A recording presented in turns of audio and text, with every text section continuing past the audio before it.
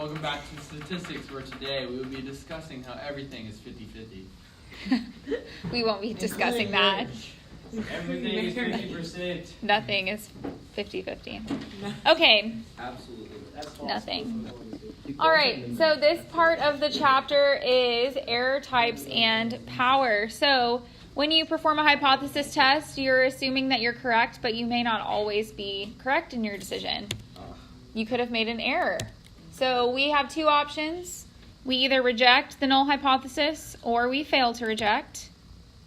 But there is a possibility that you could be wrong, that you made an error. So each could possibly be a wrong decision. Therefore, we have two types of errors, type 1 and type 2. We didn't get too creative. And so a type 1 error is when you reject the null hypothesis, but the null hypothesis is actually true. So one of the examples, I think the one that we did together, I rejected that 72% of people saw white and gold, or less than that. So I decided that less than 72%, that was a decision that I made. Less than 72% saw white and gold. But in reality, 72% was the actual number, or more than that. The probability of making a type 1 error is denoted by alpha. Alpha is also the significance level of the test. This is a trick question that you're going to see on tests all the time, and I see people miss it because there's no calculations involved. So all the time, I'll see this example, and they'll give you the full script, and then they'll say, what is the probability of a type 1 error? And all you got to do is look at alpha. It's usually 0.05. So there's a 5% chance that you're going to make a type 1 error. It's a trick question because people think they need to do some sort of fancy calculation, but it's just right there. You just have to read the problem. So we set alpha, and we want that, like, we are in control of what alpha is. So a lot of times people will ask, like, why don't you just set alpha to be really, really, really low? Like, why don't you make alpha 0.01 or 0.001 or something really low? Well, there is an inverse relationship between the probability of making a type 1 error and the probability of making a type 2. So we're going to learn how, when you set type 1, that's going to cause, there's going to be a ripple effect of the probability of type 2. So if you have a low probability of a type 1, you're going to have a higher probability of making a type 2. If you make a type 1 higher, then you're going to make the type 2 probability be lower. So there is an inverse relationship, and it's up to you to decide which one is more serious. Would I rather make this mistake? Would I rather reject the null, but the null is true? Or would I rather do the opposite? So would I rather make a type 2 error? And I guess kind of like a little thing is type 1 is reject a true hoe. That's just like a little tagline you can think. An easy way to remember. Type 1 is you reject, but you were wrong. A type 2 is when you fail to reject, but the null is false and the alternative is true. It's a hard way to think about it with all the words. So the way that I think about it is, and I'm gonna show you like a little chart that you'll probably make at the top of every one of your tests from now until the end of the year. And so you memorize that chart. But if you think about type 1 and 2 means that you made the wrong decision. So type 1 is when you reject and you shouldn't have.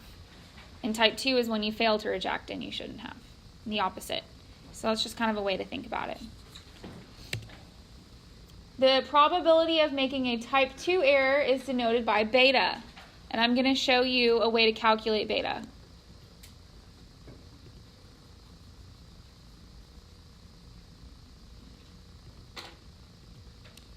So here is the fancy chart. So you have two options. The null is true, the null is false. And then you have two decisions. You rejected the null and you failed to reject the null. And so suppose that the null is actually true and we failed to reject it, what type of decision was made?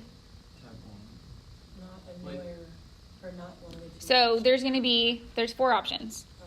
There's going to be a type 1 error, there's going to be a place for a type 2 error, and then there's going to be 2 places where I'm actually correct. This is Like I made the correct You decision. are correct. It's a Oh, yeah. correct decision. Good. So going back to the dress example, the claim was 72% see white and gold. I failed to reject the null, which means that I could not disprove it. So I said that the null was true, so I made the correct decision. They go together. Suppose that the null is true, but I rejected it. What kind of type would that be? 1. Type 1. Good. Also put alpha in the corner.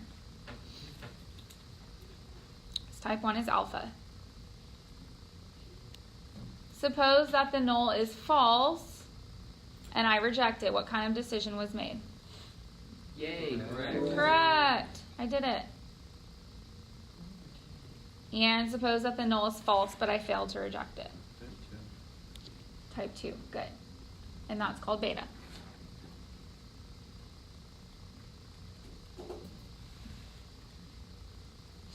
Now, on this chart, we haven't gotten to it yet, but I'm going to go ahead and add it in because this is probably the chart that you're going to look at. When you make a correct decision, when you correctly reject, this is called power. When you correctly reject. So an easy way for me to remember what power is like if you, I know this doesn't apply to any of you, but if you're in a relationship and you reject that person, then you have all the power. Power to you. Yes. And you made the right decision. So if But you what if they say if no? you reject somebody and you know that you're right and you made the right decision, then you've got all the power. It's a way to remember that. God has the true power, though. 50% change. Yeah, I could Integration. probably tie this into being a biblical integration, but I haven't thought that far yet. So 50% We'll we're give you gonna time. stick with the breakup. Do you need power. a snack and soda? So correctly reject is called power. So you've got alpha, you've got beta, and then you have power, and then if you fail to reject and the null is true, this is just called a correct decision. There's no power in that. And the reason why it's called power is when you do like, what is the whole purpose of a hypothesis test? What are you trying to do? Disprove something. Yeah, you're trying to prove your point true, and you're trying to disprove what the claim is. So when you do that and you do it correctly, then you have power. Exactly. But if you did it and you didn't get any good results, you can't disprove it, then yeah, you're correct, but you didn't achieve the goal. you didn't achieve the goal. You didn't actually prove that less than 72% see white and gold. It's what you wanted to do, but you didn't do it. You can still be correct in that, but you just didn't do what you set out to do. You weren't able to prove it. Like it's gonna be like a true false. So a lot of times these will be open-ended free response questions. And I see it on AP tests all the time. Like explain what a type 1 error would be, explain what a type 2 error would be.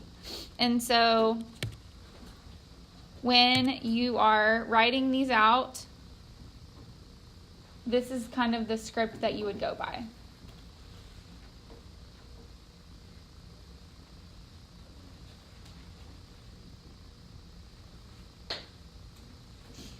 And we're going to get some practice doing these together. So type 1, you would say there is sufficient evidence to suggest your alternative hypothesis. There is sufficient evidence to suggest that less than 72% see white and gold, when in reality, 72% see white and gold. So one you have, the first one you have. No.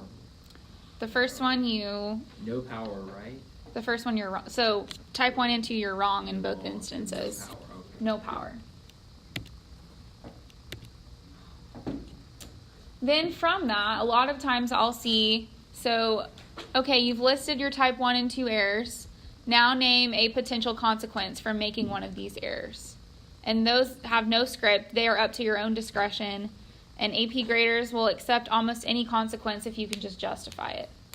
So we're going to look at some examples where you're going to have to come up with your own consequences.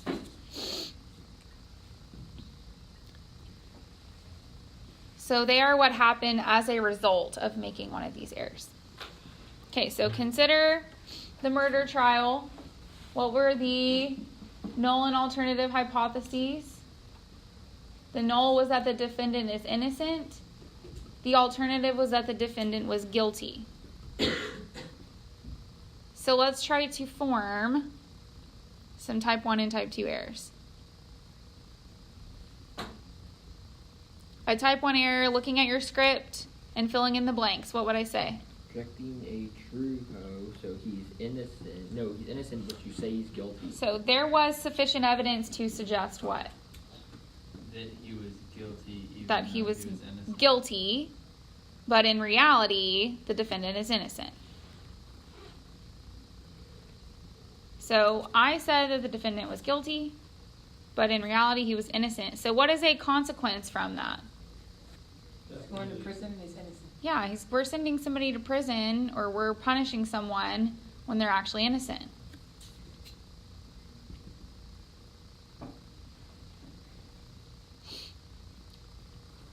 What is an example of a type 2 error? So there's sufficient evidence to suggest what? Innocent. That the defendant is innocent when in reality Guilty. the defendant is guilty. So an easy way for me to remember this, the script is always the same in that you say there is sufficient evidence to suggest and the when in reality. So those things do not ever change. So those two things you can memorize. For a type 1, it is always the alternative, so ha, and then the null, ho, so ha, ho. Then on the type 2 error, this is the same, this is the same. It goes ha, ha. So type 1, ha, ho. Type 2, ha, ha. I'm all about the little tricks because there's just so much stuff. I know, there are a lot. I have a question. I also like to logically think about it, but ha, ho, ha, ha. Yes, How do you know when one of those errors has been committed or you don't. found? You don't. It just says what is a potential type, like what would be the instance in which you made a type 1 error. But if we like make a conclusion, we won't know if we made No, an error. we won't know if we made an error because we stick with our conclusion. Yes. Wait, type 2 would be innocent, but it's guilty, right? No. Oh, yeah. It just said, Oh, you're right, innocent. so type 1 is Wait, there is not. you reject the hoe even though it's true. Oh wait, no. It says there is not. There is not. There is not. There we go. I know there is. It says there is not. But in reality, he is guilty. Yeah, so you still state the alternative both times. Could you either or though? Like, Because we don't have we never have sufficient evidence for the null hypothesis. We just have we don't have sufficient evidence for the alternative. Oh, so I can't say there was sufficient evidence to say he was. So you will you'll always write your decision that you made. There is sufficient evidence for the alternative or there is not sufficient evidence for the alternative. So for type 2, you would say not right here.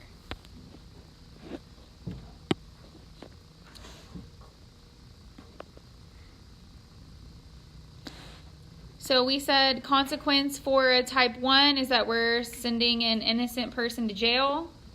You have a criminal loose on the street. And type 2, you could have a criminal loose on the street. Which one do you think is more Oh, criminal. serious? Oh, one of the one's ones. morally serious, but one's more I think sick. an innocent man in prison because then he can be changed into a criminal man once he's released, But then again, if you release a criminal, he could go kill 1 million people. or someone can kill The him. second one is like a He could die better a second safety in a car option, crash. but the first one morally is worse. I feel like Yeah, and the AP test will never.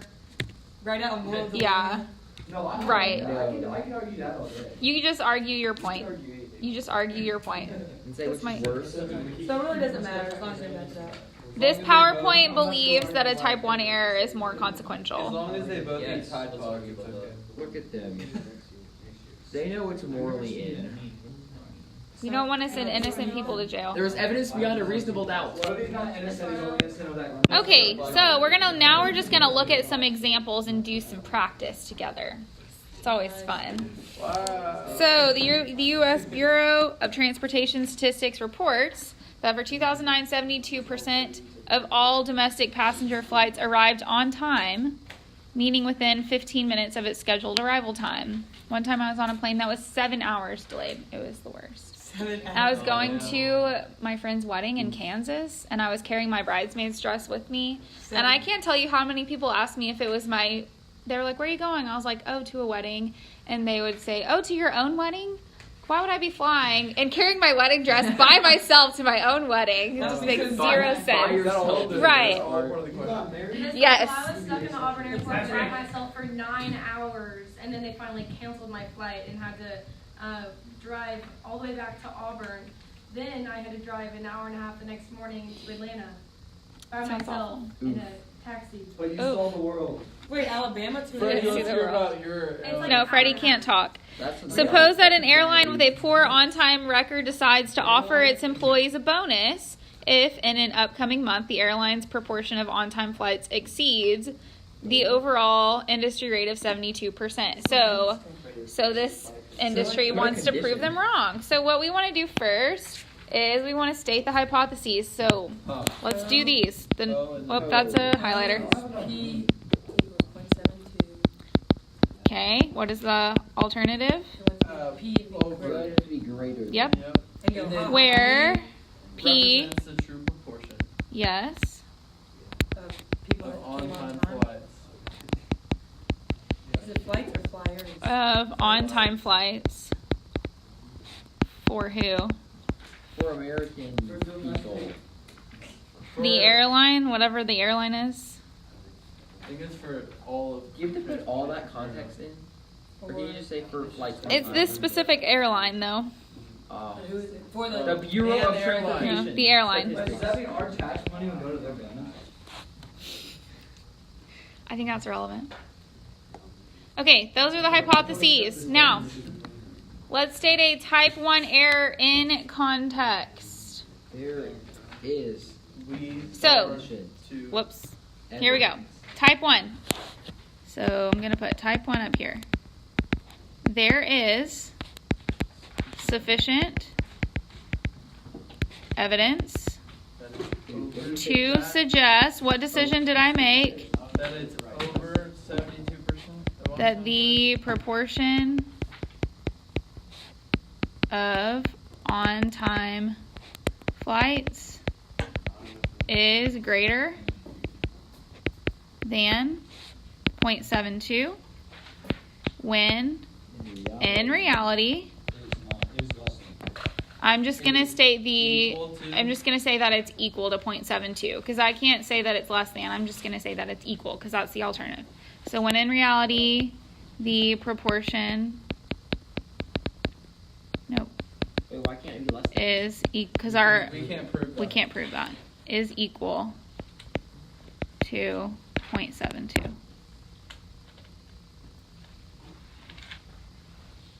Wait, why can't we prove it? Because we can't prove the null. Like the null is that it's equal to 0.72. Oh, But it's not never less than or mind. equal to. I get it.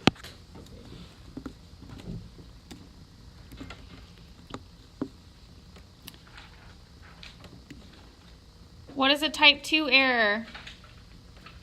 There's not sufficient. There is no. There is not sufficient evidence to suggest that the proportion is greater than 0.72 when in reality it actually is greater than 0.72. If you don't put exceeds the industry rate or anything like that, you could just put equal to 0.72. That's also fine. I normally just like to write out the numbers, but I would take them both. She just don't know. We're not using any like actual like alpha or anything to compare. We're just No. saying if this were the case and if this were the case. We're going to get into more mathy stuff next time. I'm gonna, let's see. Relationship between A and B. Okay, here's a null and an alternative. We're talking about growth rate of tumors again. Jeez. I know, So the tumors. for animal studies.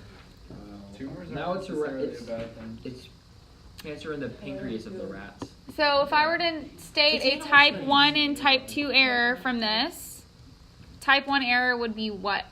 There is sufficient evidence to suggest. That it does slow the growth rate when it doesn't. Right, so there is sufficient evidence to suggest that it does slow. So the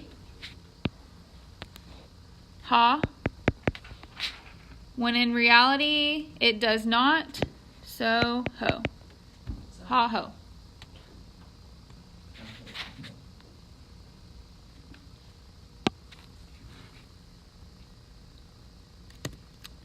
What is a potential consequence of this error? So I think that the medicine slows it down, but it actually does not.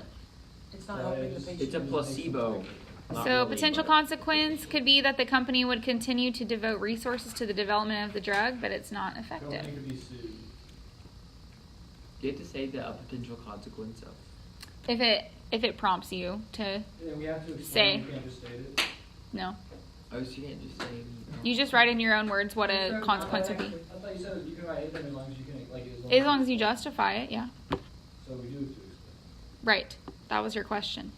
Oh, I thought you said no. Yes. What was the? Let me go back.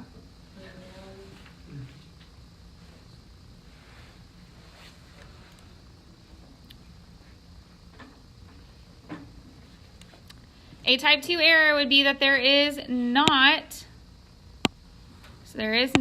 sufficient evidence of the ha, sorry, so it does slow.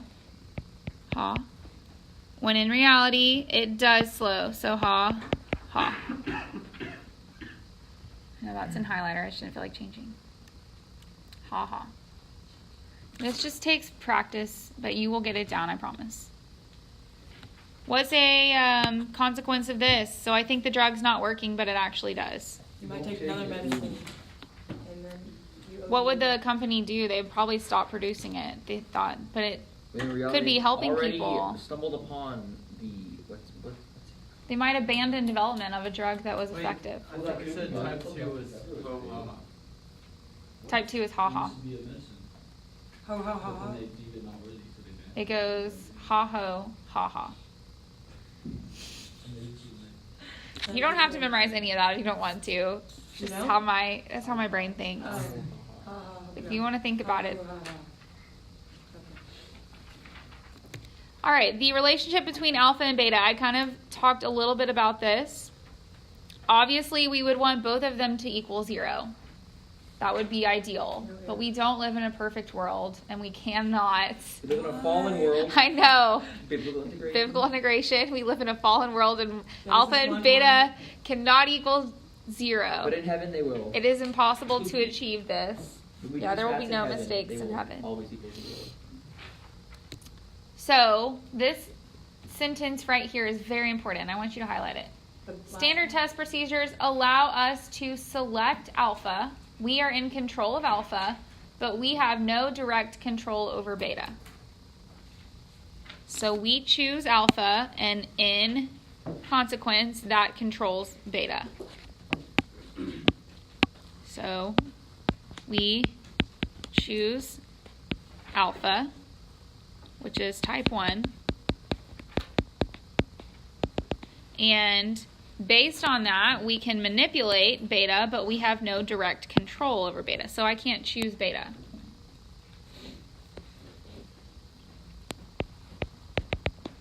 So it affects beta, which is a type 2, but we have no direct control over beta. They are inversely related.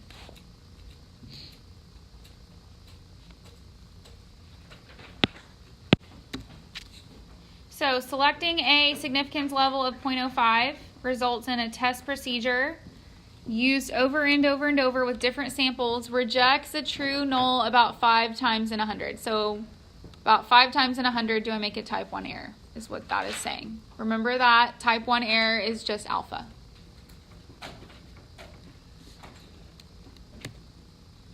So why not always choose a small alpha, like 0.05 or 0.01?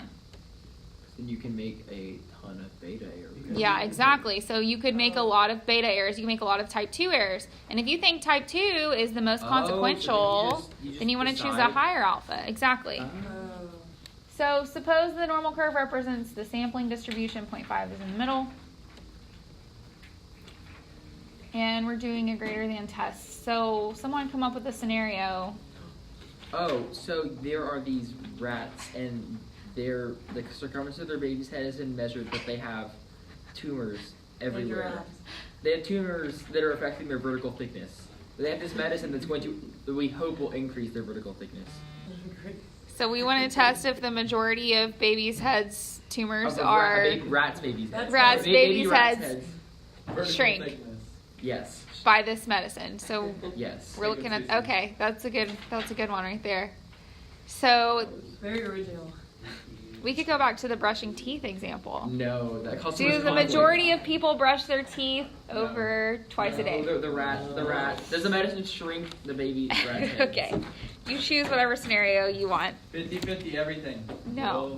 So this is the part of the curve that represents alpha or the type 1 error. Okay. This is where it gets a little trippy, so I need y'all to stay with me for a second. Good job. Yeah. Whoa, we are all I'm in Jordan free. here. Me too. Okay. Can I have the lever? Yes. Now I'm confused. Okay. Here is a second curve. Now, this second curve represents so suppose the normal curve, here we have this is the probability of a type 1 error. So this shaded region represents making a type 1 error. Also, this shaded area represents if I get a p-value in this region, I'm going to make what decision? If I get a p-value anywhere in this region, what decision am I going to make? You reject. I'm gonna reject. No, you are rejecting. Right. Never mind. Because this is a p-value. If this is at 0.05, anything less than that, I'm going to reject. Anything above that, I'm going to fail to reject. Wait, So why it's is the left increasing going above? that way. Because it's a greater than test. So wait. So this red shaded region represents 5% because alpha is 0.05. So just take it in for a second. The shaded region is 0.05. If I get a p-value anywhere in that shaded region, I'm going to reject. Because you want your p-value to be less than alpha. Are you tracking? Kind of. Sure. I think we're all just rocks because it's going the things all flipped around. But it's a greater than test, so that's why. 1 is in the top corner. and that This other- shaded area right here is 5%. So there's 5% in that shaded region. And because it's a greater than test, it's the upper 5%. If it were a less than test, it'd be the lower 5%. Oh, so it's not. Oh, So okay. Never mind. if I get a p-value, anything in that region, I'm going to reject. Anything that's less than 5%, I'm going to reject. What if alpha's like 0.1 or 1%? 1%, then I would reject. Anything less than 5%. However, when I reject, I also have the potential to make a what? Right. So I reject. I get one of two options. I either have power or I make a type 1 error. Power means I correctly reject, and I could make an error. There's two options when I reject. So then, if the null hypothesis is false, and then the alternative is true, then the true proportion is believed that it is greater. So, for instance, like when I take a sample and I find my sample proportion. Let's say I got like 0.57. Well, this now becomes my new, yeah. Like when I take my sample, this now becomes my new population. Something higher, because I rejected. Are y'all kind of following me with that? So when I take my sample, So you rejected. I rejected 0.5, and when I took a sample, I got 0.57. So now I believe it to be higher. So since you correctly rejected it, now you should. Okay. So this is what I believe. So when I took a sample, this is what I got when I took the sample. So what about the stuff that you rejected because it was a greater than? Did that stuff change now? No. But isn't it less than now? So when I took a sample, I got this. This shaded region right here represents beta, which would be the type 2 error.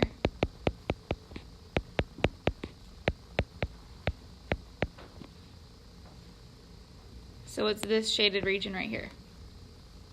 So it's between the new one. Yes, it's between like my new normal curve, which is higher than 0.5, and the old one.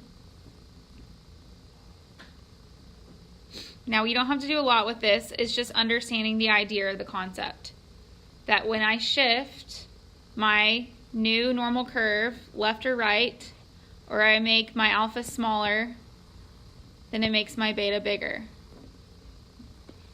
So just knowing that they have an inverse relationship is one of the main concepts from this. Got that. Okay. So here I have a smaller alpha. Now my beta is bigger because I made my alpha smaller. How does one decide what alpha level to use? So this concept is kind of what I want you to get from that visual. Not necessarily getting focused on the numbers, but just the concept in general. That alpha and beta have an inverse relationship. After assessing the consequences of a type 1 or type 2, if you think a type 1 is more consequential, then you're going to choose a small alpha. If you think a type 2 is more consequential, then you're going to choose a larger alpha, which makes beta smaller. Remember, using a smaller alpha increases beta. Does that part make sense? Alpha and beta. So theoretically, if your or the type 2 consequence was terrible, you should make the giant alpha. Yes. Okay, like one more thing. So here we have blood donated to the blood bank is screened for diseases, and suppose a blood screening test was used to detect a serious illness. The null hypothesis is that the blood test is negative. The alternative is that the blood test is positive. What would a type 1 and 2 error look like? You identify it as positive when it's actually negative.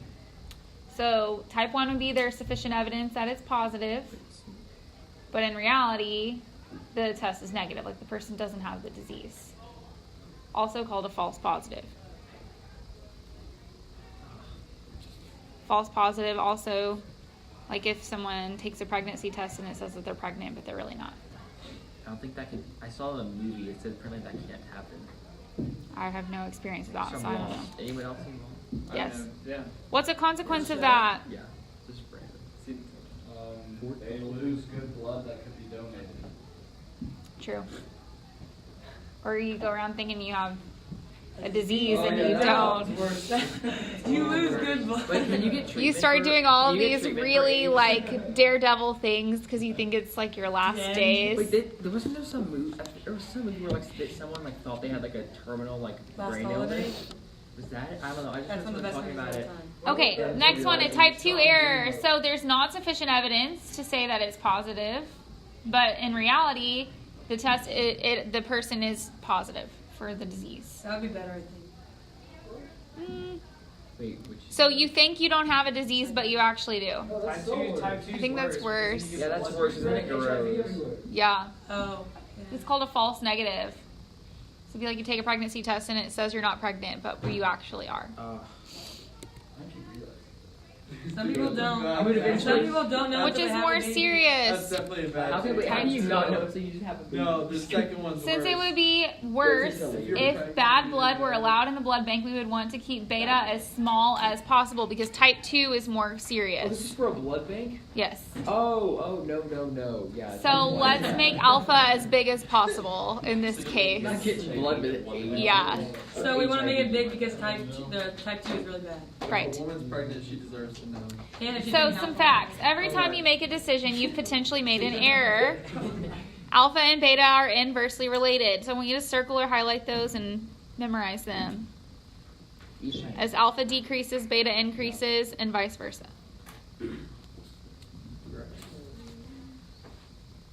The seriousness of the error types is always based on the context of your problem. So it's not like you can say type 1 is always more consequential or type 2 is always more consequential. It's just determined based on the context of the problem. We do not know if an error was made in real life unless you hear about things being recalled. Like I had a car in college that the car, I guess like the model and make of it was recalled because in the passenger's airbag there was like it's called like Gum. shrapnel or something Oh, like yeah, that. Yeah. shrapnel. Shrapnel, yeah. Shrapnel. Shrapnel. It's like metal and stuff. Yes. Yeah. Oh, God. It was in the passenger seat I kind airbag. of remember that. Wasn't that? It was for a Jeep. Oh. I remember that happening a few years ago. You had a Jeep? Mhm. I've had 2 Jeeps in my life. You're in your third car? Yes. My car's been out of commission for like 2 weeks Out of because. Okay, everyone look at some guy this clip screwed art up really the car long, quickly. and the engine is destroyed now. So. No, take that, no, get that off the screen.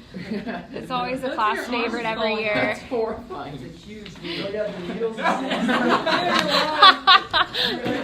Did you really think that would work? Okay, a new flu vaccine claims to prevent a certain type of flu in 70% of the people who are vaccinated. In a test, vaccinated people were exposed to the flu. Is this claim too high? Especially this year, I feel like it's way too high. Hypotheses would be that it equals 70%, but I'm trying to prove that it is less than. So we're going to look at some examples, and I want you to identify if it is correct, if it is a type 1, a type 2, or power.